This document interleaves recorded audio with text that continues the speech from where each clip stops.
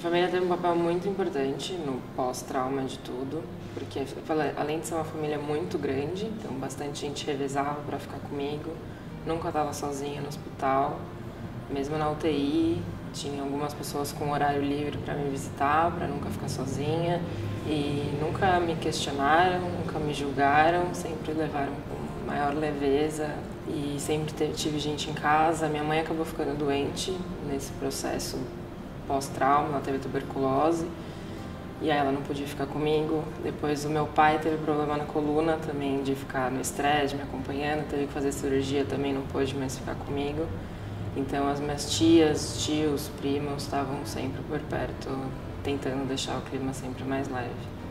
A família, ela pode prevenir o suicídio de diversas formas. Quando ela se aproxima mais do filho, quando ela dá limites e ajuda a esse filho a tolerar frustrações. Quando a gente tolera frustrações, você aumenta a resiliência. Quando ela tem um diálogo aberto com esse jovem e com esse filho sobre essas questões de transtorno mental e prevenção do suicídio. Quando ela percebe que um jovem está em sofrimento e leva para uma avaliação psicológica e psiquiátrica quando necessário e não deixa que o preconceito impeça que o filho receba a ajuda necessária. Quando ela mostra que as coisas vêm por esforço e que as pessoas precisam fazer algo para conquistar, quer dizer, precisa de um merecimento para aquele jovem conquistar as coisas que ele tem e não que a vida lhe provê tudo. As famílias acabam muitas vezes querendo que o jovem seja feliz a todo custo. Ela pode também ensinar para o jovem de que a vida vale a pena ser vivida, que tem coisas duras, coisas difíceis, mas que tem muita coisa legal.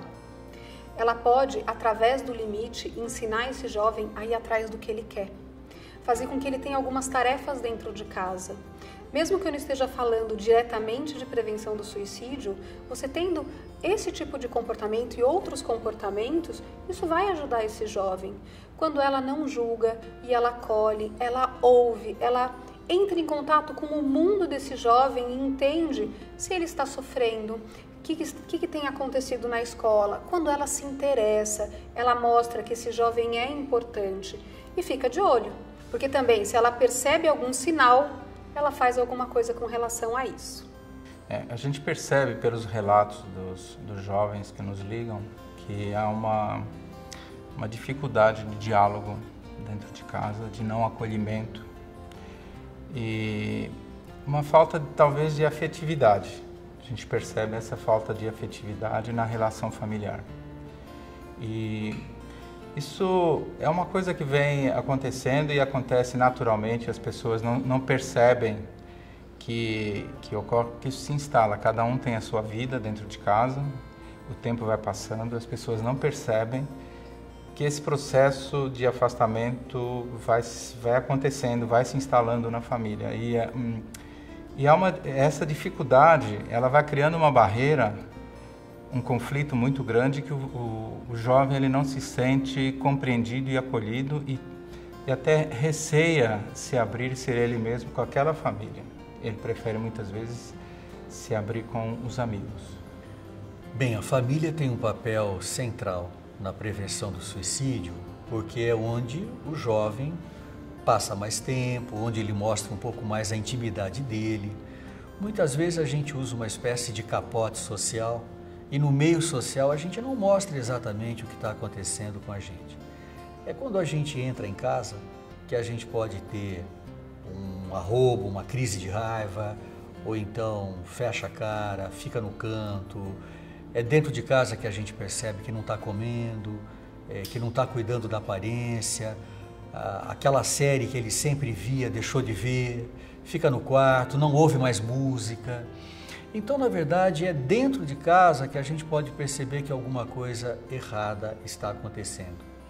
Infelizmente, nos dias de hoje, todo mundo corre muito. O pai trabalha, a mãe trabalha, só se encontram à noite, são encontros rápidos. E a gente sabe, porque essa é a realidade que nos contam e a gente vê, fica cada um num canto, muito focado ou no computador ou então no smartphone, não há mais convivência. Eu costumo dizer brincando, mas é uma brincadeira séria, que se eu pudesse baixar uma lei que atingisse as famílias seria a seguinte: pelo menos uma refeição por dia, todo mundo junto, sem nenhum aparelho eletrônico ligado, ou para conversar ou para cansarem de ficar em silêncio e um dia volta a conversar, volta a aprender a conversar. Porque a prevenção começa em casa, sem sombra de dúvida. Muitas situações podem levar o jovem a pensar em suicídio. Tem jovens que vão pensar depois de uma discussão com a namorada ou do término de um relacionamento. E aí muitos jovens, até por mais absurdo que pareça, ignorarem a irreversibilidade da morte, ou seja, o jovem não entender que a morte é para sempre, ele acaba tendo uma postura muito impulsiva diante de uma frustração e faz algo, ele tem um comportamento antes dele pensar na consequência deste comportamento. O processo do suicídio é um processo que vai se instalando com o tempo. E muitas vezes a gente só percebe quando a gota d'água ou as gotas d'água finais vão se acumulando e vão chegando. Mas é um processo que passa pela cobrança excessiva, muitas vezes, da família, das expectativas familiares em relação àquele jovem, da dificuldade em que ele tem de ser ele mesmo, às vezes, quanto à sexualidade, quanto... São vários conflitos que se instalam na cabeça do jovem e essas dificuldades, ele sente essa barreira, ou direto ou indiretamente, dentro de casa. Muitas vezes ele percebe que um familiar seu, numa roda de conversa, diz assim, olha, meu filho, isso ele não faz, não vai fazer nunca, né? E de repente ele está pensando em fazer isso. E ele vai se fechando. E ele não percebe um ambiente tranquilo para ele se abrir sem ser julgado, sem ser minimizado do seu sofrimento, aquela angústia toda que está sendo gerada dentro dele, de ele ser ele mesmo. Então a grande dificuldade que existe é ele ser ele mesmo, ser acolhido e respeitado dentro de casa. Que não é porque as pessoas não queiram que ele seja outra coisa, é que idealizaram uma outra coisa para ele e de repente isso gera um choque muito grande, que as famílias muitas vezes elas têm dificuldade de aceitar que a pessoa é do jeito que ela é e não do jeito que eles gostariam que ela fosse. Eu sempre fui muito fechada, eu nunca falei nada, sempre guardei muito pra mim, mas no dia que aconteceu eu soube que eu tinha pego recuperação na escola, que foi o meu gatilho, que foi o que me desconcertou na hora, e a minha mãe estava junto na hora que eu soube. E aí eu contei pra ela e ela agiu com a maior naturalidade do mundo. Falou, não tem problema, só ver qual que é a data e precisa de ajuda, precisa de professor, alguma coisa assim.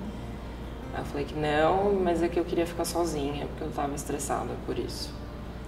E daí foi quando tudo aconteceu. Acho que foi muito bom que minha família deixou de mensagem pra mim também, é que você não tem que se cobrar nada e ninguém nunca deve comparar os seus problemas com nada. O seu problema é o seu problema, ele não é maior nem menor que o de ninguém, ele não é pior que o de ninguém. Então acho que os pais têm que tomar muito cuidado na hora de jogar na cara dos filhos, tipo, eu te dei tudo do bom e do melhor, você não tem o direito de questionar nada, não tem o direito de sofrer. E eles nunca jogaram isso na minha cara, tipo, você não tinha o direito de sofrer, você não tem o direito de questionar nada, você tem tudo do bom e do melhor.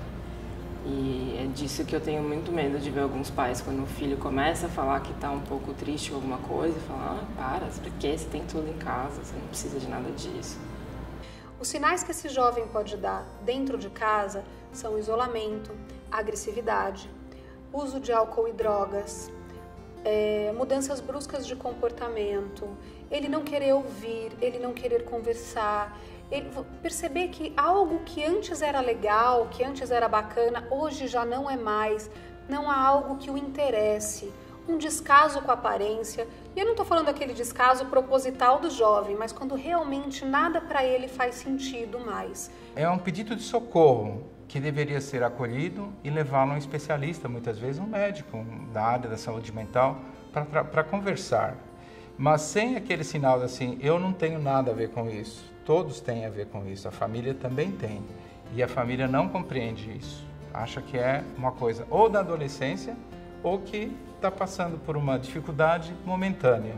E que é rebeldia de jovem, que isso vai passar. Então, talvez o cuidado maior seja criar uma ponte mesmo, afetiva, sem julgamentos, para que o jovem possa ter a possibilidade de falar dele, sem ser censurado e criticado, minimizado, na sua dor e ser respeitado. Então, viu esses sinais? De novo, toma uma atitude. Percebeu alguma coisa? Vai conversar com esse jovem sem julgamento, vai levar para avaliação. Ensine esse jovem a usar o CVV. Conta para ele que se ele não quer contar para a família tudo, tem um canal que ele pode ligar e pode falar do seu sofrimento. Sempre as pessoas tiveram dúvida se perguntar sobre o suicídio pode levar alguém ao suicídio. Esse é um medo exagerado que a gente tem. Porque quando a gente pergunta sobre ideias de pôr fim à vida, a pessoa que está conversando com a gente fica muito aliviada de poder falar o que ela está sentindo e pressionando tanto, às vezes há dias, meses. Então, é importante enfatizar que perguntar para alguém, você está pensando em se matar? Se essa pergunta vem no contexto de uma boa conversa e num momento de muita sensibilidade, com certeza a gente está fazendo um bem à pessoa e não provocando e não dando a ideia a ela de suicídio. Se eles precisam saber, eles precisam perguntar. Então, pais e irmãos perguntarem para um adolescente se ele pensa em suicídio é bom, porque só assim eles vão saber se realmente ele está pensando nisso. Agora, se eles perguntarem de uma forma que julgue, de uma forma agressiva, aí não é legal. Então, tudo vai depender da forma, mas no geral duvidou, desconfiou, pergunta. Perguntar diretamente é importante, sim. É importante fazer essa pergunta, mas tem que ter cuidado e tem que saber o lugar e a hora de fazê-la. E a pessoa que fizer essa pergunta, ela tem que ser realmente uma pessoa em que o outro lado perceba que é uma pessoa que está interessada mesmo nele como pessoa. Para as famílias que buscam abordar o assunto em casa, elas podem usar de séries de TV, elas podem usar de reportagens, de situações que aconteceram próximas a ela ou na escola, para colocar esse assunto em pauta, para começar a puxar esse assunto. Quer dizer, como é que você começa esse assunto em casa? Você conhece alguém que já pensou nisso? O que você faria se você estivesse nessa situação? Então, muitas vezes, você pode usar artifícios, vamos dizer, para começar essa conversa dentro de casa. São perguntas que vão num crescendo de profundidade. E a primeira pergunta é uma pergunta geral que não assusta. Por exemplo, olha, você me disse que está muito desanimado, tem dia que você sente desespero. Num desses momentos, olha, tem muita gente que pensa que a vida não vale mais a pena. Isso passa pela tua cabeça? Essa é uma pergunta geral em que eu até convido a pessoa para me dizer um sim, se ela estiver pensando. Eu dou a entender que isso pode acontecer com todo mundo. Essa é a primeira pergunta. A segunda pergunta, se eu obtive um sim para a primeira, a segunda pergunta é: mas quando você pensa que a vida não vale a pena, você pensa também em tirar a própria vida? Novamente, se a pergunta for um sim, eu preciso ir me aprofundando. Mas você tem medo desse pensamento? Ou não te assusta mais? Você consegue controlar? Você chega a planejar? Ah, você já está juntando os remédios para tomar? Ou seja, a cada sim que eu obtiver, o nível de risco aumenta muito, até o ponto em que provavelmente vai ser necessário eu ficar ao lado da pessoa, mas também conduzi-la até um profissional de saúde mental. Isso é muito importante.